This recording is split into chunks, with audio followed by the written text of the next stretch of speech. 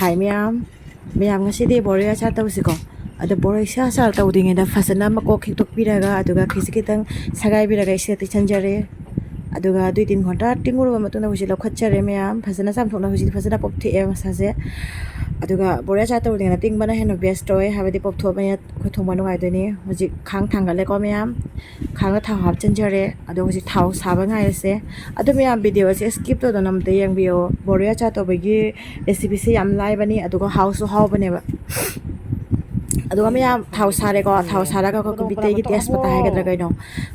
test pata ja hap chanjare ni aduga test pata se ngata ngobina ni hab test pata se khara nganga kot mai na ngawra ne ngata ngawra ni ko ngawra matung da khoi gi passport ha da passport hap chanjare ada passport ji ok phate nam kom khaje ta no chara bani miyam passport ni kedang ya ma ga hawri ko da bam dore thoke nam ka khise ka hap chanjare passport je ado khara ngobina rani miyam passport je mun bhaw ngawra ni ngatang kha yam kine te ka thoka tong ka ha ko ado smile ngawra ga passport je mulle ka no je miyam nga sai na lothok tham je gi ba boroi do hap chanjare ni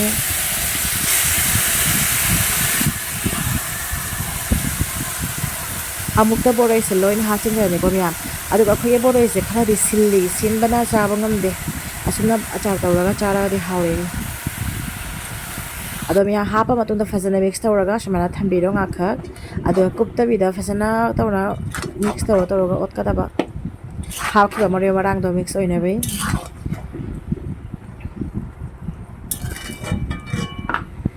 asumna maya minute ani ahum wala ba matunda ko machu thaksan jarani machu ga loina na moro ga subasu aduga amka mix tawrani phajara tawna moro marang sinamna mix tawra matunda ko miyam nga thumno thaksan jaro thumda su sum jutme nga hapsan jaro kana cha doiba samna cha doriba kana cha doriba thum jap chala matunda ngak le ga ko miyam khoidi chini ngang bana tawre chini ngang bala thok chare sida adu chini ngang ma hapsan jare aduga amka fasana tawra olani asi ot padi ngak na tana ot patai na tadi makha da kasang gini aduna ot pio ngak matunda ot pio chini ngang ba hap chanjare hai to ma na thong le no ko ko sai na smai to ot pio ko miyam ngak le ga dum ot pio aduga sini je khara wat pa dori mare kai ne akhogi boroi se am sin bani na ko sini je khachi ka nu lani miyam sida chini ango bo so do ba ya bani aduga khoina chini angang bane me chini angang boina hap chanjare ko adu chini je khara ka no le boroi se sin bagi da boroi je sin radi chini se yam na hap ta su ya bane aduna boroi je sin bagi maram na mo kana se idea chini je khara yam hapane asuna su mix to ko miyam ngatanga shmaina shu otpina rago chini si su mulakani aduga napsala position gani do shmaina ngatango bina raga ko miyam phasana uraba project phasana ngawsal e habeding phasana chini shu mul e